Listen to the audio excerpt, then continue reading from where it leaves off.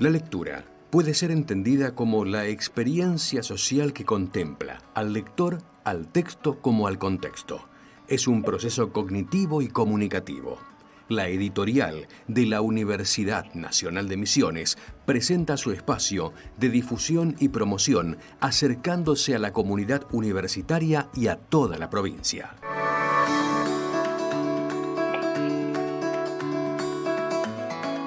Libros, novedades, materiales de cátedras, tesis y ciclos de colecciones. Ahora, sus autores tienen la palabra.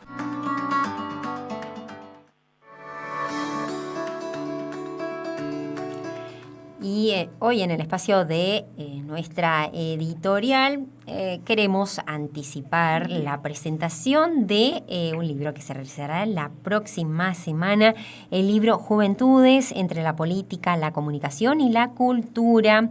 Y el autor de este libro es el doctor Alexis Rastópolo, es doctor en comunicación social, especializado en ciencias sociales y humanidades, licenciado en comunicación social y técnico también en comunicación social, graduado de nuestra universidad. Y con él estamos en comunicación telefónica, precisamente para anticipar un poco y compartir esta obra. Muy buenos días, Alexis. Te saluda Susana Babi. Buen día, Susana. Buen día, María Cristina, a todo el equipo de UNAL en línea y a toda la audiencia que está acompañando siempre cada mañana. Muchas gracias y qué buena noticia esta de la presentación de un libro. Sabemos de tu trabajo permanente también como docente en nuestra universidad, en la carrera de comunicación, en distintos cursos y bueno, también dedicado a esto, a escribir. Contanos acerca de cómo surgió esta obra. Bueno, en efecto, les agradezco este espacio y al agradecerles a ustedes, agradecer el enorme apoyo de la editorial universitaria, que sin ella, sin todo ese esfuerzo colectivo, esto no hubiera sido posible, en efecto, ¿no? Y esto es fruto de un proceso de formación, de investigación, en el marco del doctorado en comunicación social que hice, gracias también al apoyo del Consejo Nacional de Investigaciones Científicas y Técnicas, del CONICET. Menciono todo esto para tratar de poner en valor, en concomitancia, que tienen los organismos vinculados a la educación pública, las políticas públicas en materia educativa, el fomento a las investigaciones científicas y técnicas en el campo de las ciencias sociales, pero en el campo científico en general, ¿no? Lo menciono porque sabemos la enorme dificultad y las adversidades que estamos atravesando en estos momentos, fruto de las políticas adversas del gobierno nacional. Entonces, dicho esto, y en lo que atañe concretamente a este trabajo, Juventudes entre la política, la comunicación y la cultura, surge de una experiencia de participación política, que yo fui experimentando en Córdoba al momento de estar estudiando el doctorado, y en efecto, me interioricé, me interpeló fuertemente todas estas experiencias. Yo participé activamente en una organización política que fue la TOSCO en su momento, que empezó incluso con otro nombre. Ustedes bien saben que nuestros congéneres cordobeses son de abrevar mucho en el superlativo, ¿no? Entonces, la organización en su momento se llamó Un Montonazo, aludiendo a la cantidad de integrantes que tenía ese espacio político, y después fue mutando su nombre. Y esa mutación de nombre tiene mucha significatividad en cuanto al derrotero que fue haciendo este espacio político, cómo se fue nutriendo por jóvenes de distintas provincias, mayormente estudiantes, universitarios, pero también fueron integrando este espacio vecinos, vecinas de distintos barrios, los barrios donde esta organización tenía anclaje, era una organización fuertemente territorial, y así entonces fue surgiendo la necesidad de pensar todas estas prácticas, porque en suma, ¿de qué estábamos hablando? De un modo de construcción vincular, de construcción de vínculos y de construcción de prefiguración de sentidos que tenían que ver con un horizonte político, y es decir, entonces con un horizonte transformacional del statu quo, del estado de cosas. Entonces esto me me llamó fuertemente la atención a mí, y lo que intenté hacer es poner de manifiesto la importancia de la dimensión comunicativa. Generalmente cuando uno habla de los procesos de comunicación, el énfasis está puesto en las experiencias mediocéntricas, ¿no? Los medios de comunicación. Pero la comunicación, el rigor de verdad, es una práctica, es una dimensión constitutiva de la vida social, ¿sí? De la vida humana.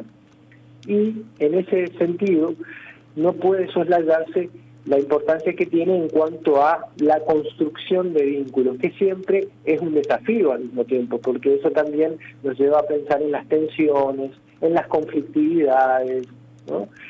Entonces, esa posibilidad de interacción, la posibilidad de la conversación, ya nos abre un horizonte de lo político, porque uno se encuentra con lo nuevo, uno puede empezar a pensar ideas nuevas, puede empezar a atisbar otros horizontes. Por eso es tan importante esa vincularidad, y ahí yo creo que la dimensión comunicativa es fundamental, ¿no es cierto? Bien, y Alexis, ¿de qué herramientas te valiste para poder hacer, bueno, todo este abordaje de una cuestión también tan amplia, pero a la vez tan específica en el área que elegiste investigar? Contanos acerca de cómo fue esa construcción también de las distintas herramientas para poder lograr finalmente esta producción. Bueno, la pregunta es muy interesante y muy pertinente, Susana, porque nos remite al plano epistemológico, al plano metodológico, y ahí, en términos epistemológicos, yo aprendí mucho de varios maestros y maestras nuestras, ¿no? Del plano tanto local de aquí, como en todo el espectro, digamos, de las ciencias sociales, y no solamente de las ciencias sociales, digo, ¿no? Ahí en esa tesitura, partir de esta noción de la epistemología del sujeto conocido, ¿no? De Irene Basilachis de Gialdino, que lo que está planteando es que la construcción es un proceso vincular, es un proceso relacional, trata de relativizar la identidad del sujeto cognoscente, justamente para poner el énfasis en la cuestión relacional, en la interacción. Y fíjate lo que yo les comentaba recién, ¿no? Estas experiencias implicaron ese encuentro con otros, con otras, con otros y otras que tienen sus bagajes experienciales, tienen sus dominios cognitivos, y todo ese acervo, a medida que se va construyendo el vínculo sigilosamente, se va poniendo de manifiesto, y es una heterogeneidad, es una pluralidad de saberes y experiencias que ayuda a poder pensar mejor intervenciones, pensar mejor la formulación de las prácticas políticas cotidianas, y constituye en efecto todo un acervo experiencial que puede ser motivo de reflexión, que puede ser motivo de recuperación para incluso formulaciones teóricas, como lo intenté hacer en este trabajo. Mi caja de herramientas, por así decirlo, una caja de herramientas pluridisciplinar, porque la comunicación también nos permite eso. Es un campo que atraviesa diversos otros campos, y por lo demás yo coincido con varios colegas allí que esas fronteras disciplinares son siempre lábiles, ¿no? Están más bien en diálogos y se necesitan unas de otras. En esa tesitura yo creo que la comunicación es un campo pluriparadigmático que atraviesa otras disciplinas, entonces abrevan la antropología, abrevan la sociología, abrevan otras ciencias y disciplinas, ¿no? Entonces esa caja de herramientas fue diversa. Yo hice mucha etnografía, entiéndase por etnografía, mucho trabajo de campo, mucho trabajo territorial, pero además implicado como un participante más, y ahí lo que intenté poner en práctica fue ese proceso de desdoblamiento entre una práctica política y una investigación militante, y esa doble identidad se fue construyendo en ese devenir, ¿no? Toda identidad es relacional, es un proceso complejo, y en ese devenir yo me estoy constituyendo como un sujeto político, pero también como un investigador en el plano de lo social. Eso para mí fue sustantivo, ¿no? Creo que al mismo tiempo me permitió ver cómo Hola, ¿me escuchan? Sí, te escucho perfectamente. Pues estaba escuchando. Estabas atentamente escuchando tus reflexiones.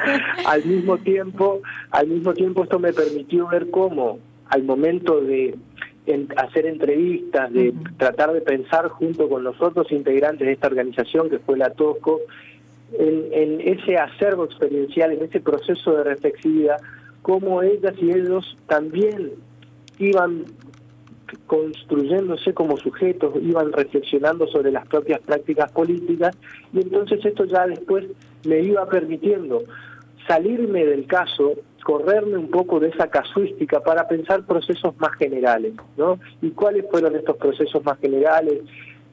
¿Cuáles fueron las categorías que fui elucubrando? Una de ellas fue la de militancia territorial, justamente.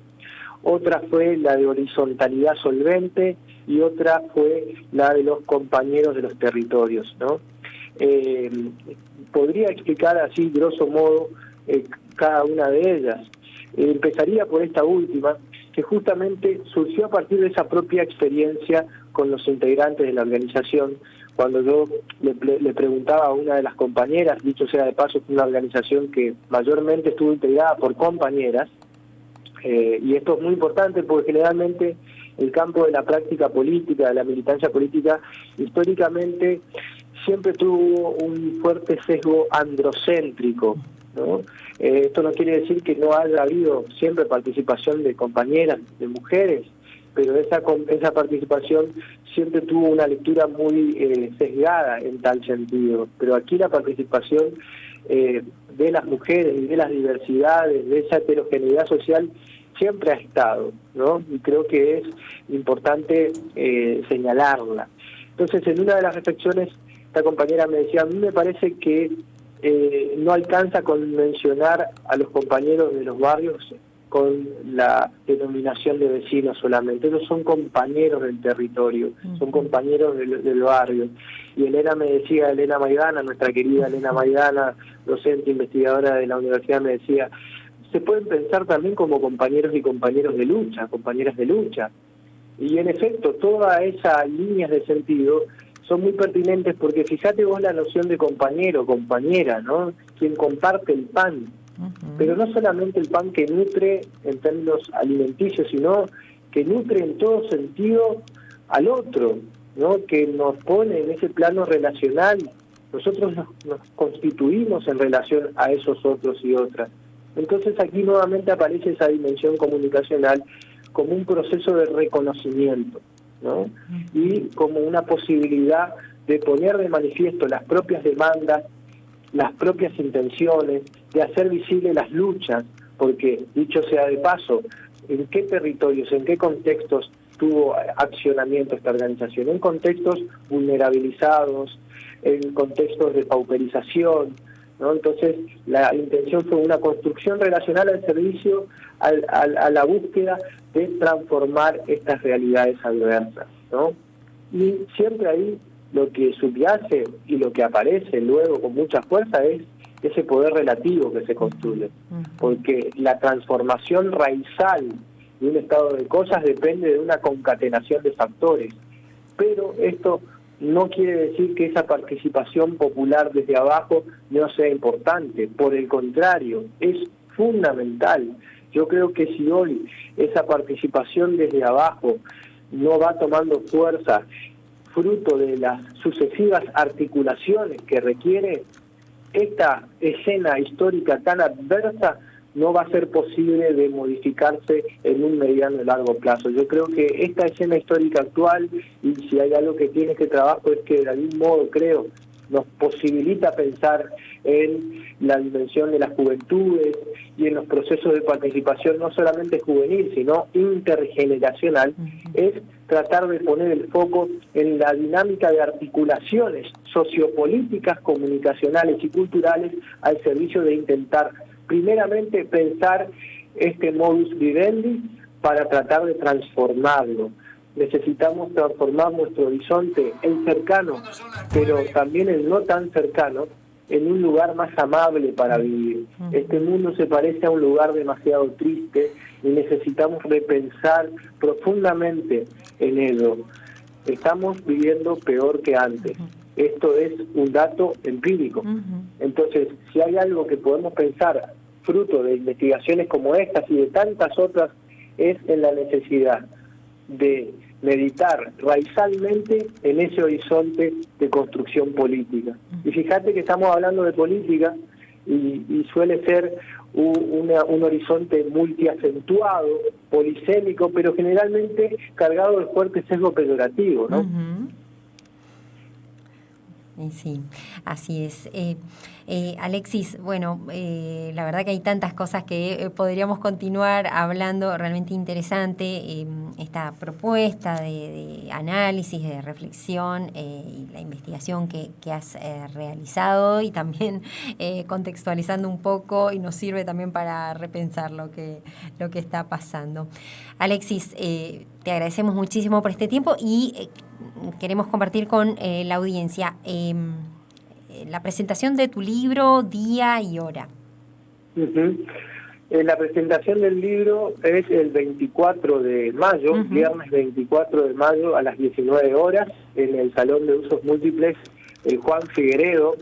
Dicho sea de paso, también un modo de rendir homenaje a este docente, a este militante político que fue Juan Figueredo, desaparecido por la última dictadura cívico-militar empresarial. Eso me parece que es muy significativo y no hay que soslayarlo. Es en ese espacio entonces, el 24 de mayo a las 19 horas, la presentación del libro, que es Juventudes entre la política, la comunicación y la cultura, que creo que no lo dije, es una adaptación, es una síntesis de la tesis doctoral, ¿no es cierto? Sí, sí. Bien. Muchísimas gracias, Alexis, y bueno, hasta cualquier momento. No, a ustedes, como siempre, Susana, a todo el equipo allí, María Cristina, a la audiencia, y no, gracias siempre. Gracias, hasta luego.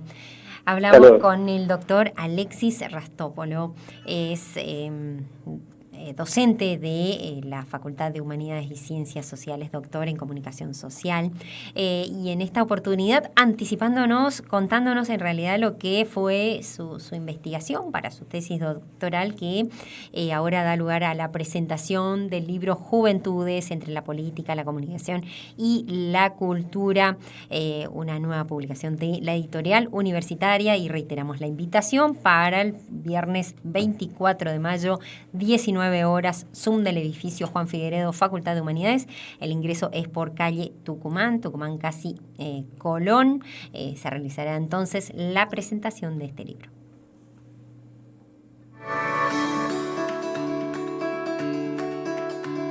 Editorial de la UNAM, integrante de la Red de Editoriales Universitarias Nacionales REUN, una editorial que brilla con luz propia.